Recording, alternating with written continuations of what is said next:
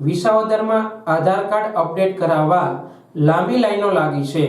નાના બાળકો સહિત 3 દિવસથી ધર્મના ધક્કા ખાય છે, છતાં કામ થતું નથી।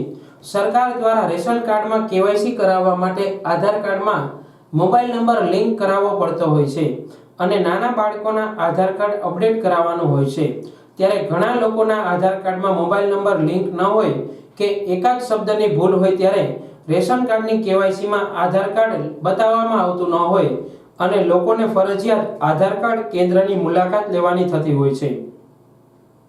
પરંતુ વિસાવદર મામલતદાર ઓફિસે ચાલતા આધાર કાર્ડ કેન્દ્રમાં ગોકળ ગતિએ કામ ચાલતું હોય તેથી રોજના 50 વ્યક્તિઓને જ આધાર કાર્ડની કામગીરી માટે ટોકન અપાતા હોય ત્યારે આજે મીડિયા દ્વારા આધાર કાર્ડ કેન્દ્રની મુલાકાત લેતા અરજદારોએ પોતાની મુશ્કેલી મીડિયાને જણાવેલ કે અમે 26/11/2024 એટલે કે મંગળવારે આધાર કાર્ડ અપડેટ કરાવવા બાળકો સાથે વિસાવદર તાલુકાના સરસાઈ ગામેથી આવેલા ત્યારે અમારો નંબર લખીને કહેલ કે નંબર આવશે ત્યારે કહેશું।